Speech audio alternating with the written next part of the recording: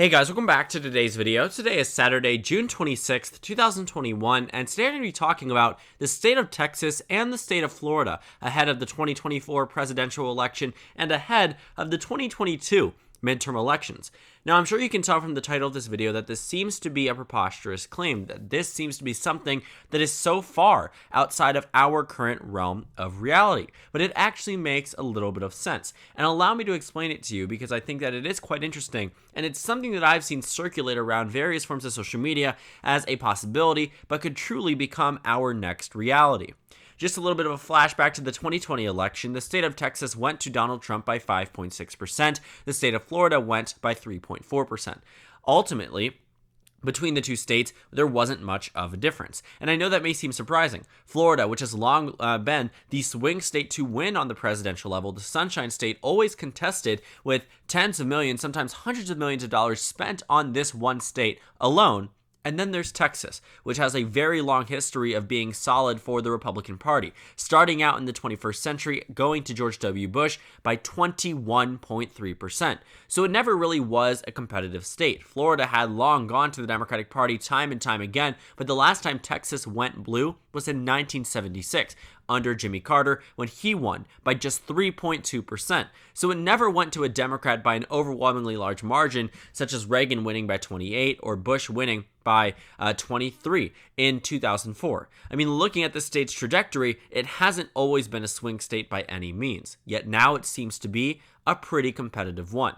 And just looking at the electoral history, the states seem to be converging in a position where they are getting just equally as close. In the 2008 presidential election, the margin difference between Texas voting for McCain and Florida voting for Obama was 15 percentage points. That's because McCain actually underperformed W. Bush by over 10 points in the state, winning by just 11.8%. That was a 15-point spread. In 2012, the difference was 16.7%. Sorry about that. Something I caught in my throat. 16.7%, with Florida going to Obama, yet Texas going for Romney by an overwhelmingly large margin. Romney won the state of Texas by over 15 points. Obama won Florida by less than a percentage point. Florida, the swing state, Texas, the solid red state. Fast forward to 2016, the margin significantly narrows from 15 in 2008 to 17 in 2012 to just 7.8% in 2016. But that was partially due to Florida going towards the Republican Party, but you cannot deny the fact that Texas got close towards Florida. And then 2020 happened. In the 2020 election, the difference between Texas and Florida was just 2.3%. It started out being an exceptionally large difference in the beginning of the 21st century, over 20 percentage points, down to 2.3% 2 decades later.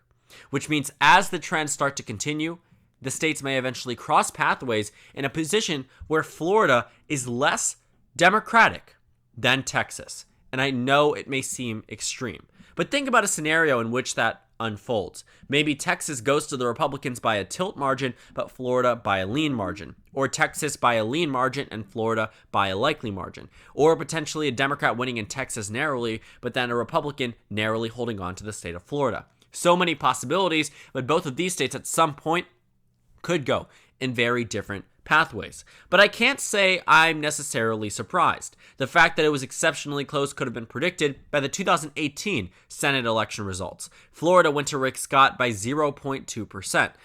In the state of Texas, Ted Cruz won this state by 2.6%. The difference there, 2.4%.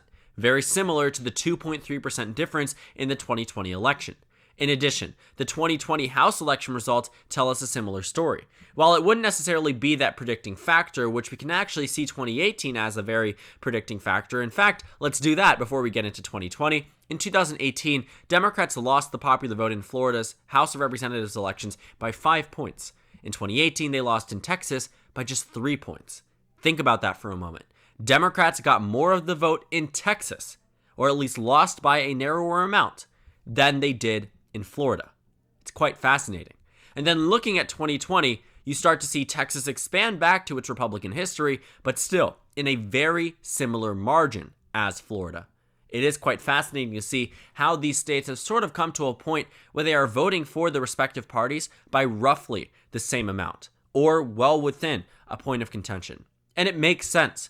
On the national exit polling data is when you break down the opinion by race amongst Joe Biden and Donald Trump. One thing you might notice is that every demographic group besides white voters backs the Democratic Party. But more specifically, that Latino/Hispanic voters back Democrats or Joe Biden 65-32 on the national level. The difference between the national level and Florida is astounding. 65-32. Keep that margin in mind, with Florida having a higher percentage of a Latino population. 65-32 is a difference of 33 points. Here's Florida. In the presidential race in Florida, Joe Biden won Latino voters by just 6 percentage points. 6 versus what was 33 points. It's absolutely insane to see the difference there, from 33 down to 6, which is largely why Donald Trump improved off his margin. In addition, white voters backed Donald Trump 62-37. On the national level, just 58-41, while black voters seem to be backing Joe Biden more in Florida than on the national level.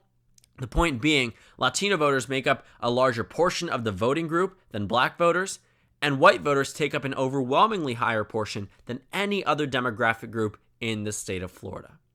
Look at that. But Texas is a little bit closer to the national average. In Texas, while the white vote is lopsided, Hispanic voters, Latino voters, backed Joe Biden by 17 points. And there actually was a pretty considerable shift amongst Hispanic voters across the state. When you take a look at the shift from 2016, some of these counties, Starr County being the best example, shifted overwhelmingly. Starr County shifted 55 points more Republican relative to 2016. Many of these counties along the southern border overwhelmingly went more Republican, largely because Donald Trump's appeal extended well beyond what it was back in 2016 amongst Hispanic voters.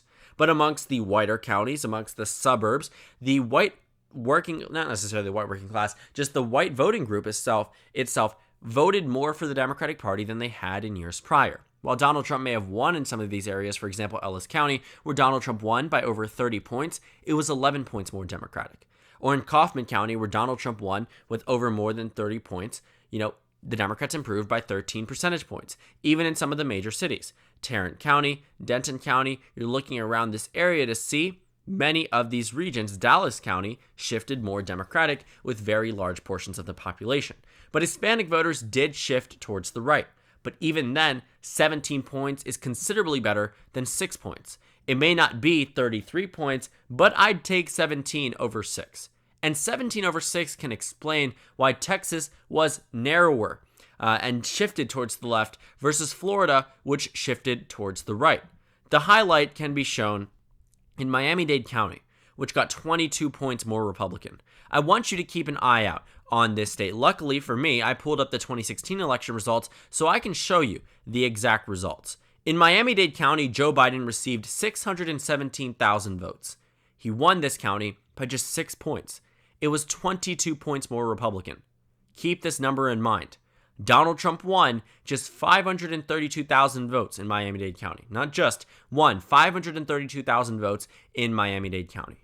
In 2016, let's go ahead and take a look. 617 for Biden. Okay, Hillary Clinton received 624. Maybe it's a narrow underperformance. But look at the amount of the vote that Donald Trump received in 2016. Just 333,000. An improvement of 200,000 votes in Miami-Dade County alone. Hillary Clinton versus Joe Biden, she did better than him by 7,000 votes. Isn't that interesting? And just looking at the margin between the two candidates in Florida, less than 200,000 votes.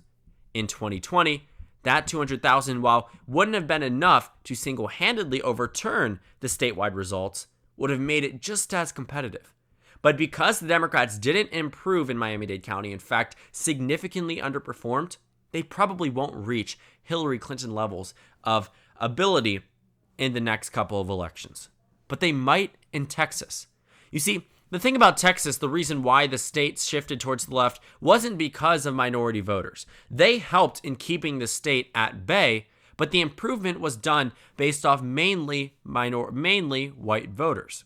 The thing about Florida is that the Hispanic region of the population was enough to counteract minimal gains amongst white voters, whereas in Texas, it wasn't. While the population is higher in terms of overall percentage, they still voted more Democratic than the Hispanic voters in Florida. Largely, I think, due to the Cuban population in the state of Florida. Very much anti-communist, anti-socialist, and when Donald Trump came in with that message that Joe Biden was a socialist, and instead of taking that claim seriously, which I'm sure we all know that Joe Biden is far from a socialist, the left wing would have not been nearly as opposed to him, I would say, if he was, or at least the ultra-left wing on the Democratic Party that, viewed Joe Biden as a Republican light. That's the messaging that Joe Biden refused or did not deny enough. He laughed it off. He said, I beat the socialist in the primary. But that clearly was not enough for some of these voters. So what we might expect in 2024 is a convergence in this state, a point where Texas crosses the state of Florida in terms of how competitive or how democratic it actually is. From what was in 2008, a difference of 15 points, which was actually quite good for Obama given the circumstances of Texas's 23-point margin of victory for George W. Bush just 4 years prior. 15 points down to just 2.3%. And yes, Florida did get redder than it was in 2008, but that also is something to point out. While Florida is certainly going to be a swing state, and I'm not one to try to say that this state is at all lost on behalf of the Democratic Party, I also want them to acknowledge that the state did shift towards the right and will likely hold on with some of those voters amongst the Hispanic voting group that needs to be taken very seriously in presidential elections. Because I think the Democratic Party in 2020 largely thought that the same amount of minority voters that backed them in 2016 would be backing them in 2020. I don't think people realize the actual reality that minority voters were improving for Donald Trump. That Donald Trump was somehow gaining significantly amongst certain regions. And I find it to be quite fascinating. I missed it. Many other people missed it. I did expect a narrow improvement, largely because I did think Hillary Clinton was one of the better candidates, probably the best in the 21st century amongst minority voters, maybe besides Obama's 2008 margin. But besides that, looking at how some of these states voted, how the demographics voted in 2016, it was very clear that Hillary Clinton did do better amongst minority voters.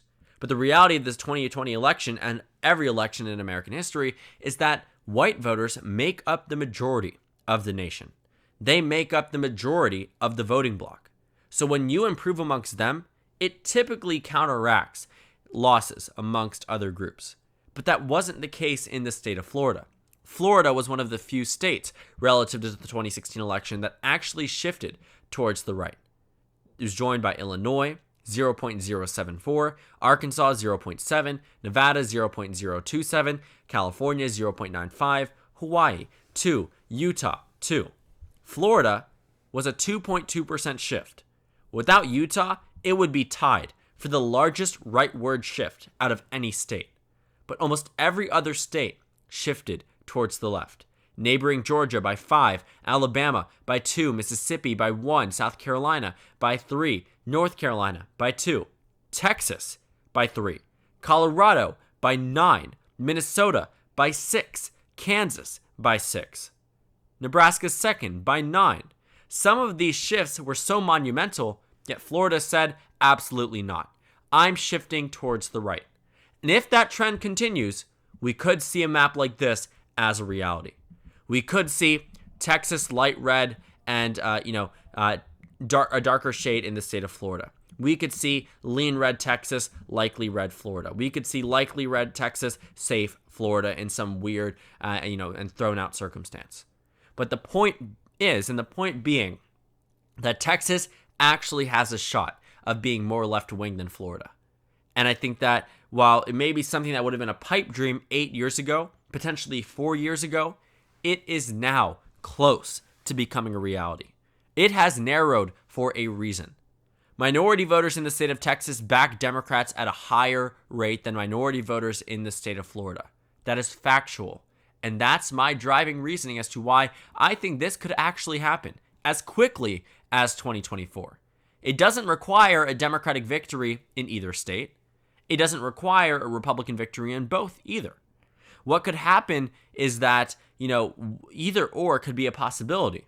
But in this predicament, the Democratic Party would likely be at a crossroads where Florida has been a state that has long been invested in, where they might be better off spending more money on Texas. They haven't spent more money on Texas than Florida in over half a century. And the reason for that is because they know, or at least used to know, that Florida was way more competitive. Well, that may not be our new reality following the 2024 election. So thank you guys so much for watching this video. Make sure to comment down suggestions below. Subscribe on the left if you haven't already, and check out the Instagram and Twitter. At the bottom left of the screen, there's also a Discord server for you to go ahead and join. On the screen, there's a video you can watch, and then a playlist for my post-2020 election analysis videos. Again, thank you guys so much for watching, and I will see you all tomorrow.